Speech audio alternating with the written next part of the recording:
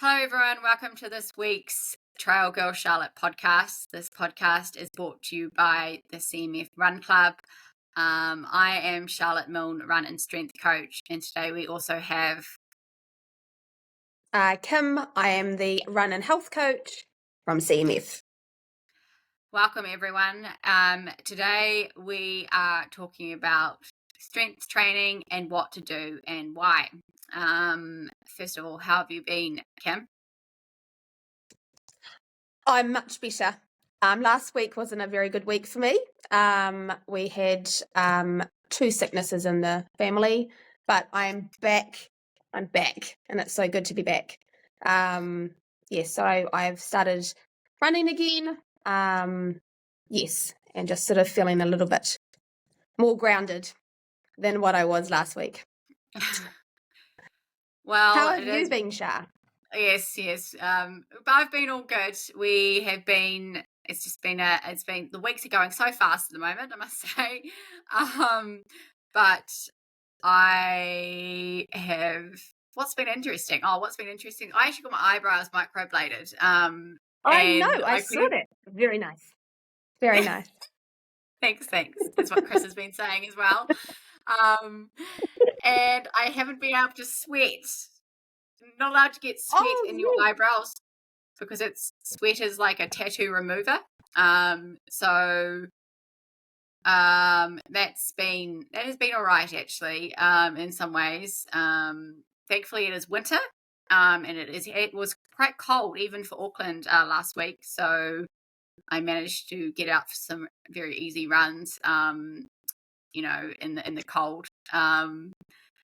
And then other than that, it's been a normal week. We had another group run, CMF group run in Riverhead. We did the Ricky 20K for the Trail series in Riverhead that's coming up in August.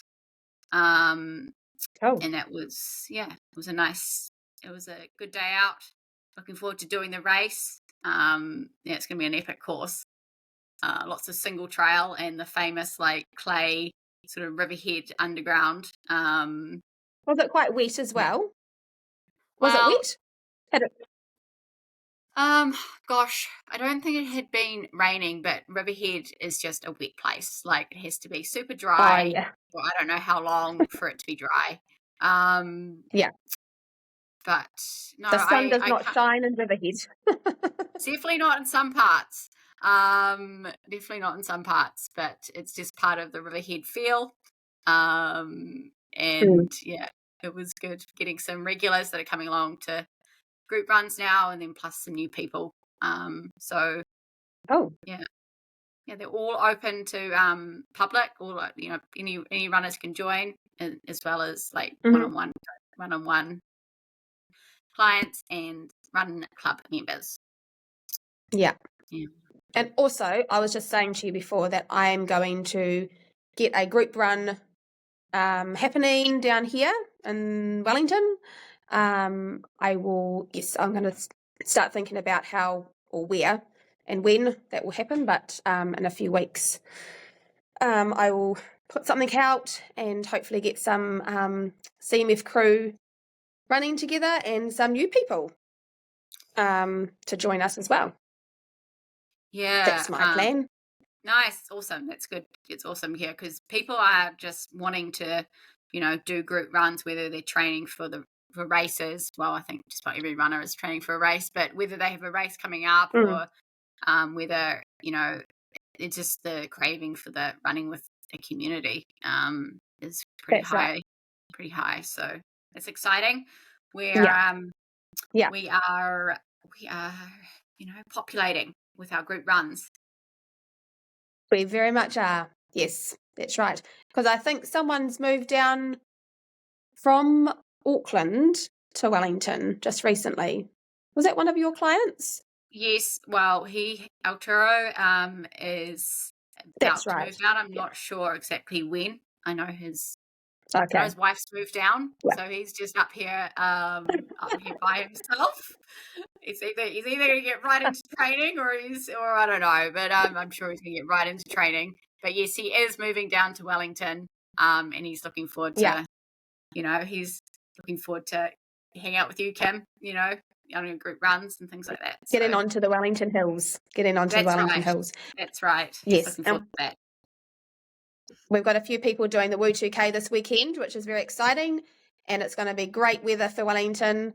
And so we wish everyone the best for Woo 2K, which is a very cool event down here in Wellington. Yes, all the best to everyone that is racing, clients or non-clients. Good on you for doing that race in July in Wellington. Yeah. I went back and I did. Yeah. Sorry. I was going to say I went back a few weeks ago and ran some of the Woo 2K course, which was actually also part of the fault line course with Steph. And it was quite nice actually to run the part that we did in daylight, because that's what I had done in the nighttime when I did fault line. So it was nice to see it in daytime. The Skyline Macra bit. No, it's not in Skyline. And down to Macra, through Macra, where I met you. Mm-hmm. And so it was sort of brought back a few good memories. Yeah. Yes. So quite a few events coming up. We've got Blue Lake coming up too. Well, it's 2 months away, but that's always a good one for you guys. Very special for you and Chris. Oh, yes, it is. It's going to be our 6th year and 5 years together. Pretty much from that weekend, actually, really, is almost our anniversary, I guess. So that's very exciting. Cool. Yes. It's hard to believe it's only been 5 years. We've done a lot in 5 years. Really. Yeah. It's good to remember those anniversaries, I think. I'm an anniversary person. Oh, so am I. I always remember. Yeah. And, Chris sort of remembers. Doesn't. I hope you're listening to this, Chris. You need to note things down now, boy. Yeah. It's pretty easy, eh? Just like, Blue Lake, now another year together. Yeah. Funny. Yeah, no, it's a good time. It's like, it feels, even though like people have been racing in winter and stuff, it's like sort of like I think it's also that daylight saving starts. It's like, the 2024, 2025 like trail season has started. That's how I sort of view it. And it's a good vibe. So we have with Blue Lake we have a couple of gazebos, and we're gonna have some crew down there. And so it's gonna be super. It's gonna be just each year keeps getting better, really. We haven't done that yet. Fun. Lots of fun. Is the weekend that you're that Blue Lake's on the weekend that the clocks go forward? No. Yes. Or yes. So do we miss an hour? Forward. Oh. That's right. Yeah. It finishes, I think it starts at 8 a.m. on the Saturday and finishes at 9 a.m. on the Sunday. Oh, okay. Right. Oh, that's quite trippy. I quite like that. Because you sort of, it goes from 2 o'clock to then 3 o'clock. Like you know what I mean? Like, yeah. And at that time of morning, it's like, ooh. Anyway. True. I don't know where I'm going with that. I hadn't thought about that because I haven't gone I haven't done 24 hours or even over 12 hours at Blue Lake. So I hadn't actually even thought about the fact that would happen. But there we go. Yeah. Anyway, we've got lots to look forward to. Things are happening. And as you said, this year is just the weeks are going super fast. And it'll be summer before we know it. Yeah. So today we could just keep talking about what's coming up, what we've been up to, really, couldn't we? Yeah. But if you have just fully just skipped over the intro that's been, 10 minutes, welcome to this week's podcast. Today we're talking about what strength training to do and why. So yeah, a common question. What's funny?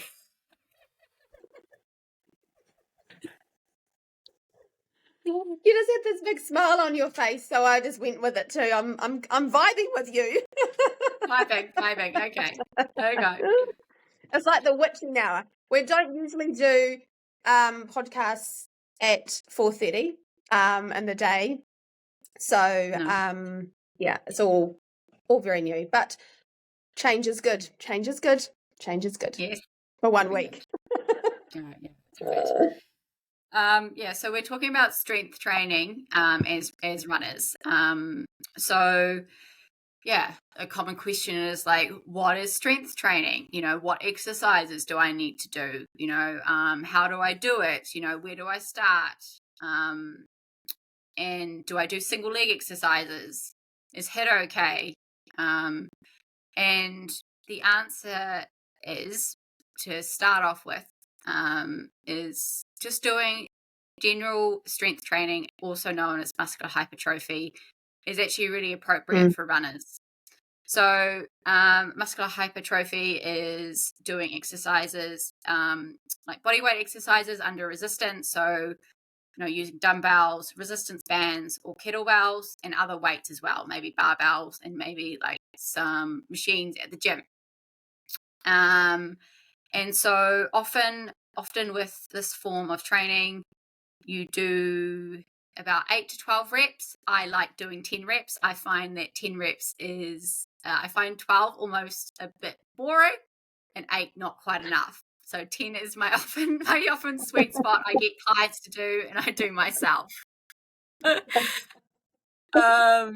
Sometimes there's no rhyme or reason. Actually, I do get that. I think 10 is my sweet spot as well. Yeah. So I'm going to go with that 10. That's a good round number as well. It is something about it. I've done it for years. Yeah. Keep doing it. Happy days. Yeah. Stick to what you know. Yeah. And you do it for like 2 to 3 sets. And obviously using a weight that is suitable for doing it at that amount of reps. So if you're lifting too heavy and you're sacrificing technique just because so you can lift heavier weights, then either do less reps, which then kind of turns into a different form of training, or adjust weight to suit the 10 reps kind of intensity. And obviously if you have weights that are too light, it is still beneficial to do. It's like sort of more beneficial to do that than if it's too heavy. Maybe you won't get as much out of doing the exercise, but that doesn't mean that you're still not getting enough. You're not getting any benefits from it. If you want to make it harder, I guess you can kind of increase the weights, but again, that's kind of changing into more of like endurance kind of training.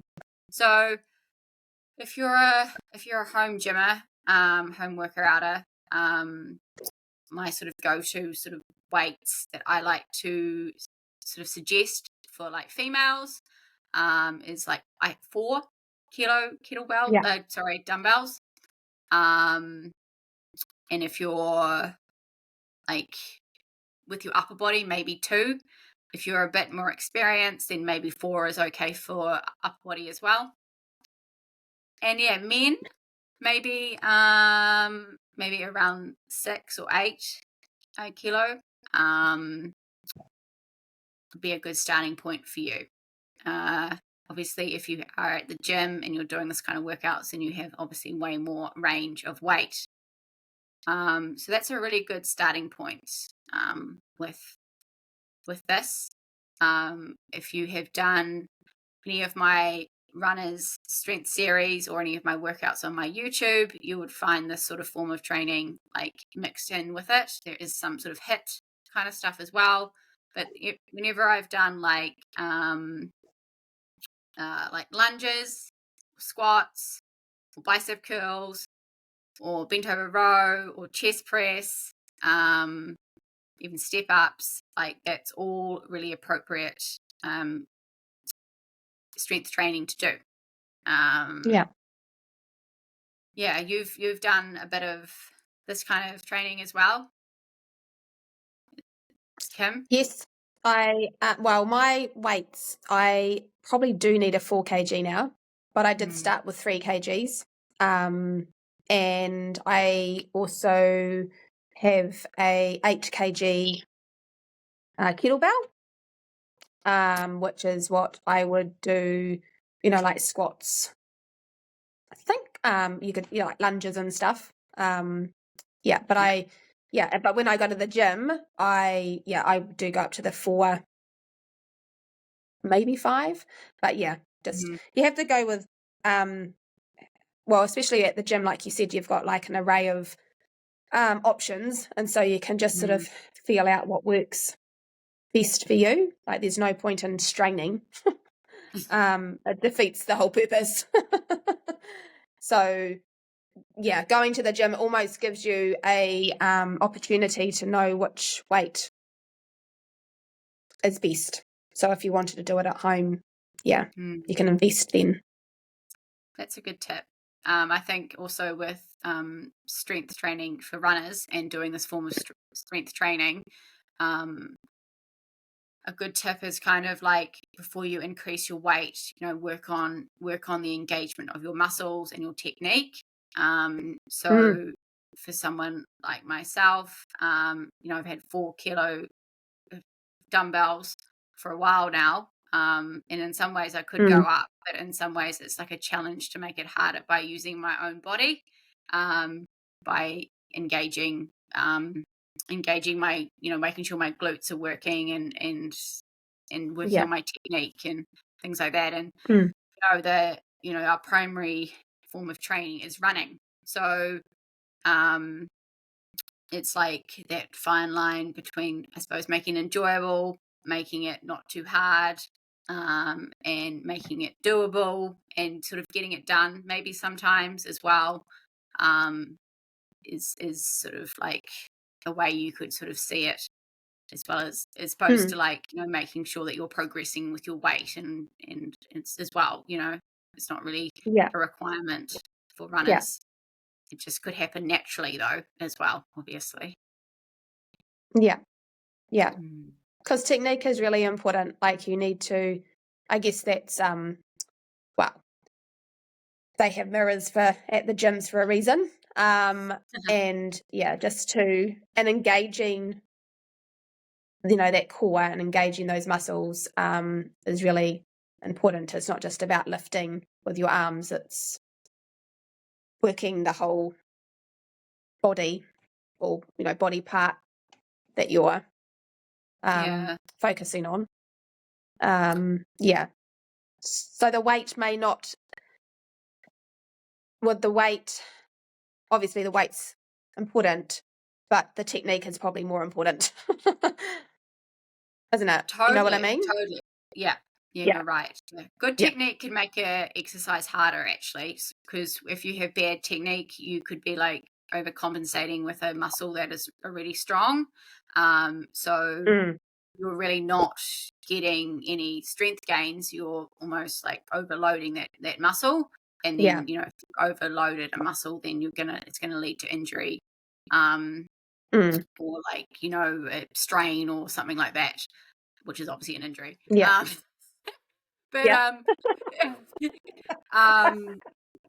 So like if this is a really good place to start for like strength training, doing some static lunges, doing some squats, doing some bicep curls, doing some bent over row, doing some chest press, doing some step ups. This is a really good way to start strength training for runners. And then then going out for that run, and then noticing if you notice a difference in terms of how your posture is and how your glutes are firing, because one of the biggest reasons like that we do strength training is for prevention of injury, and also prevention of like our posture, like from and then fatiguing and all that kind of thing. So that's why we're doing strength training predominantly, as well as working on running economy. So I was going to say that, like, if people are listening to this and they're like thinking, what is a like, just say a lunge. Everyone knows what a lunge is, but or something, or they don't know how to do it, like the technique. There are like training peaks now. Like if you're to, if they came to see you, Char, like there's a whole, they've got like little videos of how to do it. So it's better to focus on doing the technique right than how many maybe reps you do at the beginning, like to get the technique right. Because do you know what I mean? Like to have, some people may not know what a dead lift is or something. So there's videos now on Training Peaks, which is really good. Yeah, and for plans that you do. Sure, yeah, definitely. Yeah, those Training Peaks have done some awesome upgrades, and now I'm able to there's videos on there, and there's also written descriptions. And just the way it's set out has made it very user friendly. I'm hoping one day they're going to sell run plans on Training Peaks, strength plans, on Training Peaks, and hopefully I'll get more out there. Cool. So I suppose this is with this podcast today, like we can't cater for everyone. If you're a brand new beginner, you can do some research, maybe it's getting in touch with me, or is it's getting in touch with like a personal trainer in your local area could probably help you out as well.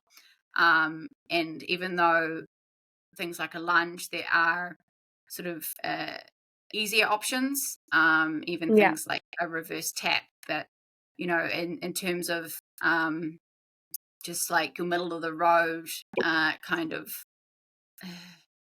runner and their ability to do strength training, it's kind of like we're shooting for the middle here, but there's obviously people that are outside the middle that needs and if you're more advanced, like then you can or more familiar with the gym, like it's been like more creativity comes into the gym, into workouts and things like that. And where if you're a beginner, it's kind of like, oh, how can I make this exercise easier? And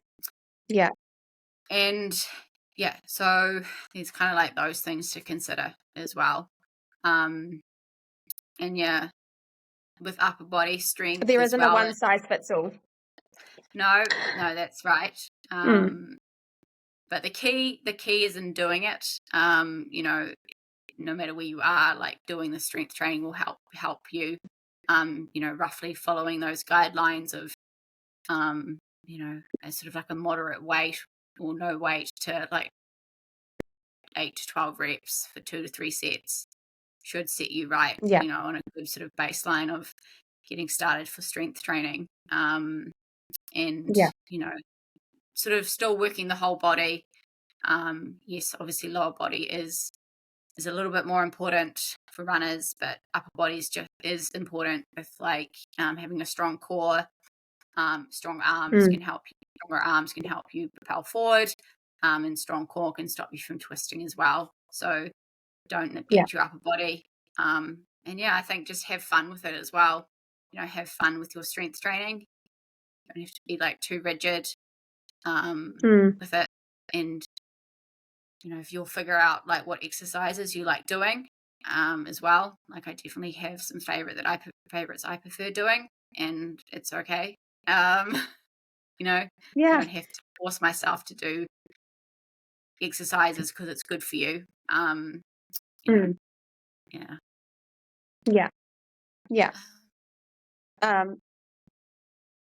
I think also like we should also highlight your workout series, which like is out now, like, or most of it is out now on Trail Girl Charlotte Runner's Strength. So, and that, you're doing like your upper, some are just upper body, some are lower, some are all body.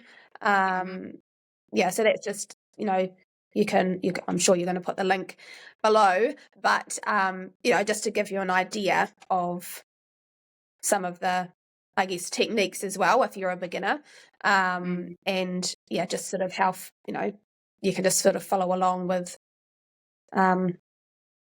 what you do and sort of target different areas every week.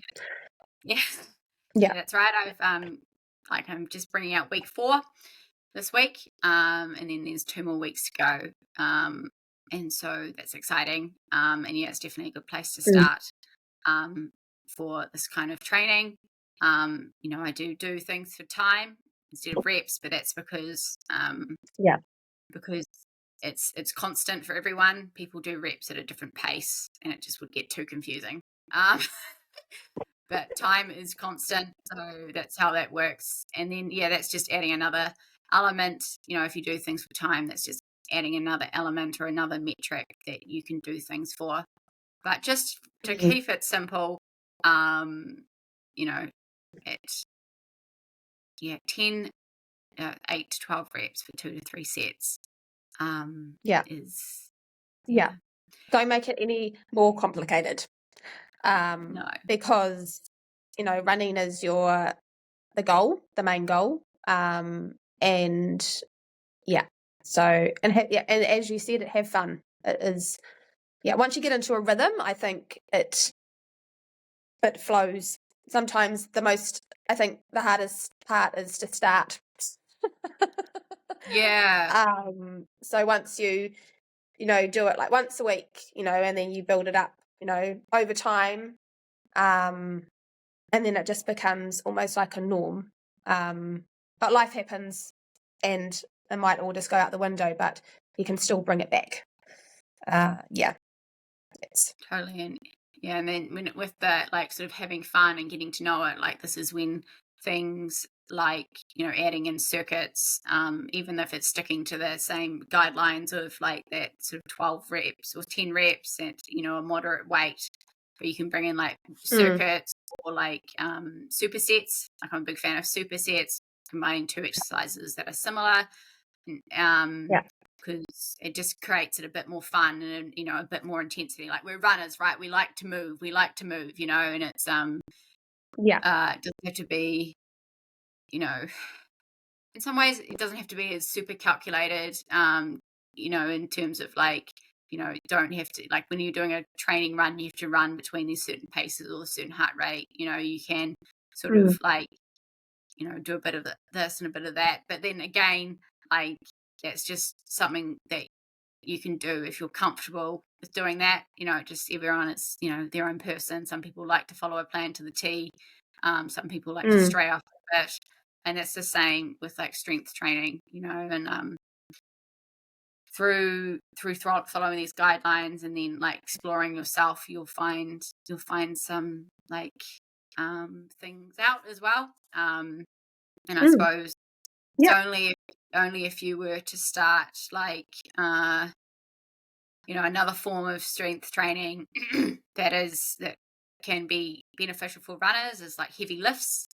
And if you suddenly started to do heaps of heavy lifts, and trying to focus, because with heavy lifts there's like things like 1 rep max or 3 rep max, if that became your sole focus in the gym, like that could have some repercussions for your running. Started like you could get injured, or you could get too fatigued, or you could potentially like put too much muscle on if you spent heaps of hours in the gym, focusing on getting buff and all that kind of stuff. But for running, like deadlifts, like with the Olympic bar, if you are comfortable with it, or with a heavy kettlebell, it's kind of like a easier option. a good way to start is always a good idea. Deadlifts for about, doesn't have to be super heavy, for about 6 to 10 reps is a really good heavy lift to do for runners. I got used to do them, didn't I, Kim? You did. I think I You're took like, my shoes off. yes. Well, did I have to take my shoes off for that? Yeah. Yeah, that was good. Yeah, and it was about technique, and I guess just not thinking too much about it.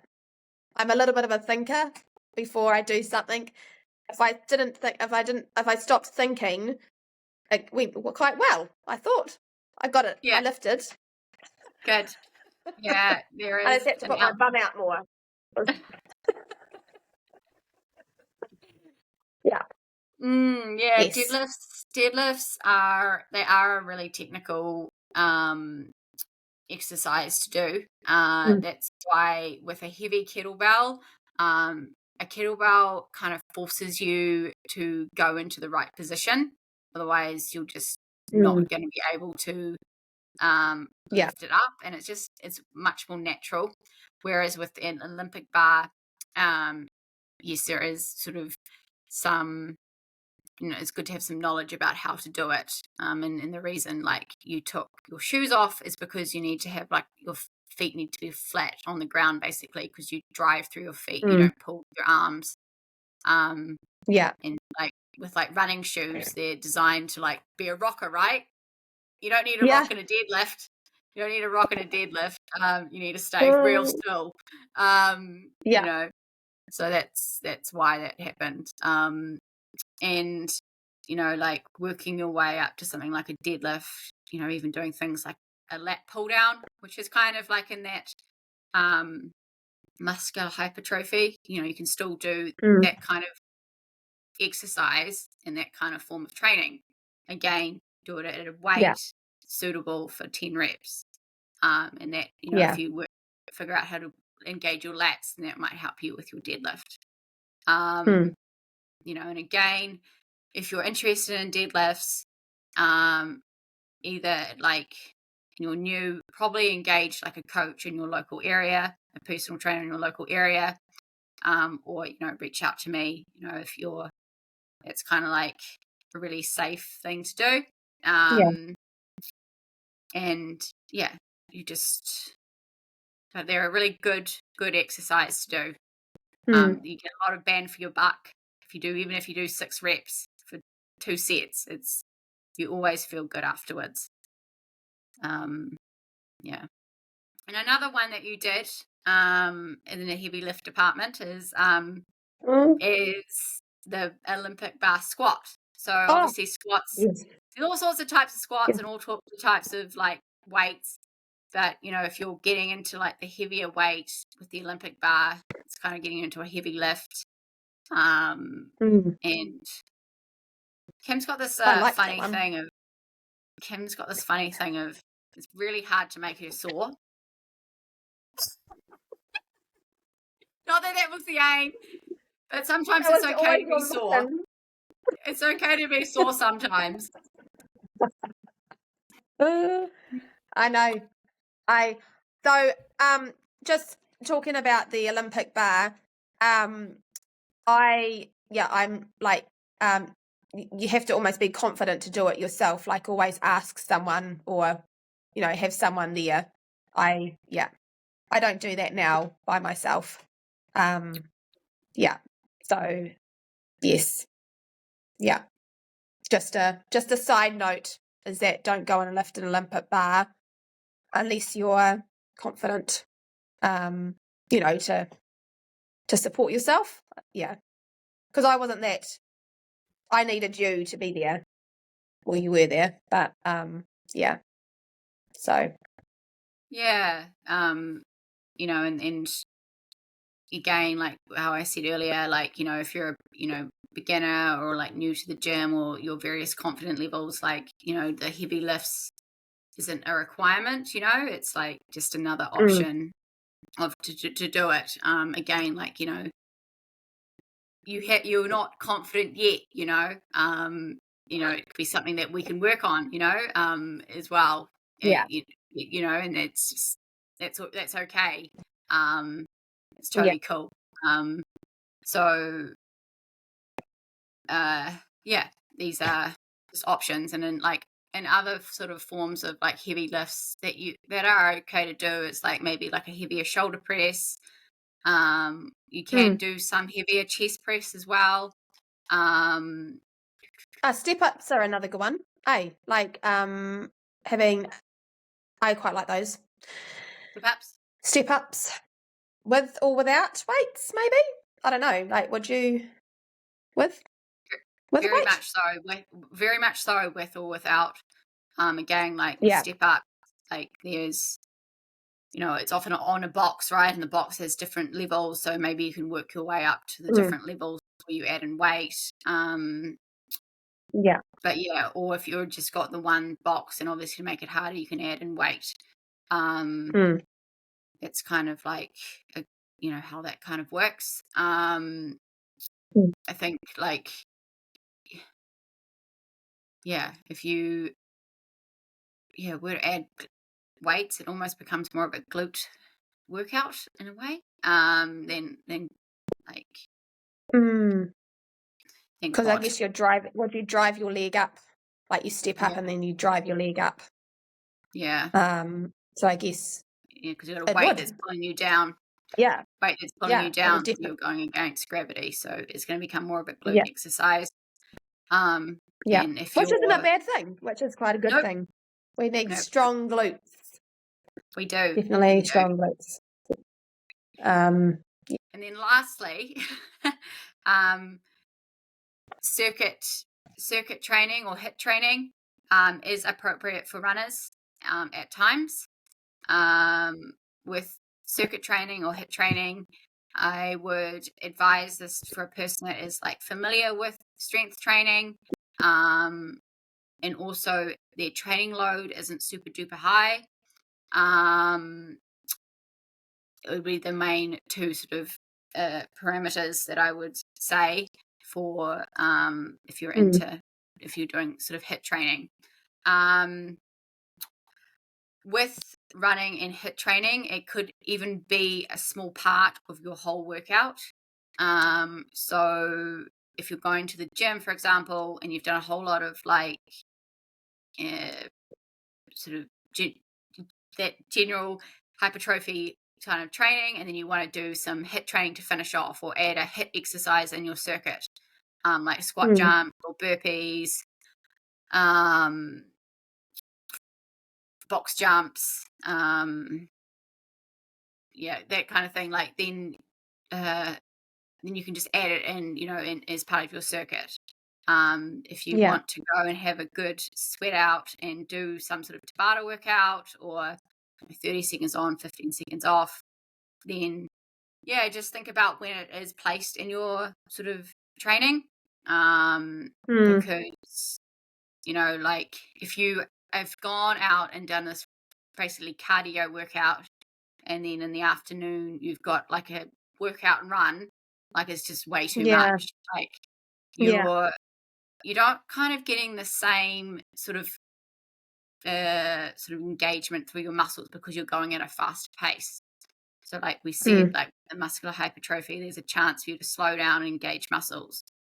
If you're doing HIIT, you're just going as fast as you can. So bear that in mind where it's sort of placed, in terms of like your whole cycle as a whole, and also your cycle in the week. And just think like why, and if why. There you go. I was just going to say, like, why you're a runner. Like, if you're going out and smashing yourself in these HIIT sort of trainings heaps, then like it's obviously going to take the energy out for your running. I think, and that's sort of, we were talking about it before, like that consistency. We want that consistency through the weeks, rather than doing too much, or including like the HIIT when it's not really it's placed in the wrong week or whatever. And then the next week you're like not only sometimes physically fatigued, but you can be mentally fatigued as well. which then sets you back. So, just having consistency. That's where it's good to talk to someone, whether it's a PT at your local gym or with Char, just to get some, I guess, level of like where you're at with your running and how you can slot in strength and still have that good load and to have that consistency. For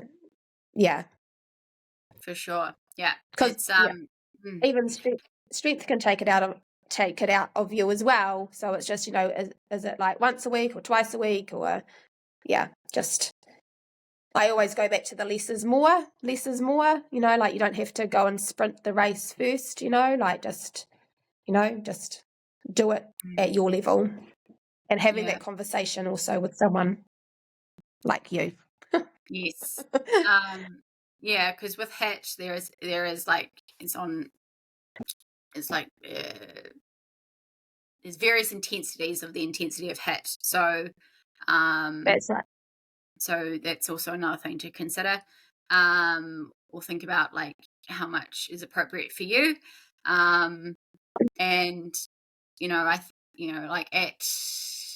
we stand for custom made fitness, and some people, like I have a client at the moment who is doing quite a lot of HIIT kind of training, more than probably I would prescribe to a lot of clients, but in some ways she is doing a lot of sort of easier runs, and also she can handle quite a lot of strength training.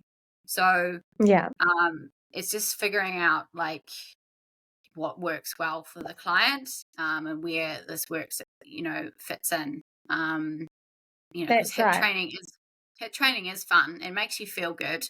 It's a good workout, and there is benefits to doing it. It does get your heart rate up. It's like a good way to supplement. Sometimes if a person can't handle high running loads of workouts, it can be a good way to get the heart rate up in that way. So there is a place for HIIT training as a runner, but it's definitely one. It's like the third one that I would sort of give a person. I would go in probably the order I've just done this. We've done this podcast. Really. Yeah. Have you given a good HIIT workout a go? No, I have not actually. No, probably the closest I've got to HIIT is doing my 30-day challenge of burpees. Would that be like a HIIT session? Yeah. Definitely. I did like 30. Yeah. What did I do? I did 30 burpees over 30 days. Yeah. But I haven't. No. I'm not really drawn to it at the moment. Like, to be fair, like I'm not drawn to it. Some people love it, but I feel like I get my HIIT from my running and the strength that I do, which is now up to 3 days a week, and I'm very content with that. Yeah. But some people love it. Like some people really love it. Yeah. Yeah. Yeah, there's a lot of factors that go into that one, really. Personal preference, training load, where you are in your training goal. And it was quite a trend as well for a time. It was quite a trend, the HIIT classes, or like F45 or whatever. Yeah, I think they're still trending a bit. But that is. I don't do trends. No, it just depends on the type of runner you are. It just depends on the type of runner you are. If you're, and that's totally cool. That's right. It is very personal. It's very personal. It's sort of like it's just a simple equation with this one. Like higher the running, or the higher the running and the intensity, like the lower the HIIT. Lower and shorter the runs are, then maybe higher the HIIT. And it just depends on like why you're running, and what your goals are. if your goals are just to feel good, look good, be healthy, a thing, then, or if your goals are, obviously more to do with like, getting to a miler or a marathon or any ultras, then, that's when maybe your running is more intense than your strength training. And it goes in cycles, right? It just goes in Totally. cycles, like and it changes all the time, and that's like the beauty. It just depending on where you are on your journey, depending on where you're at with like how much strength or the intensity versus the running intensity. And that's what I was going to say. Is that that's just the beauty of running. Really, it just changes all the time. And we want to keep that going, so that's why following a plan, listening to Char, looking at Char's workouts, is my advice. Anyway.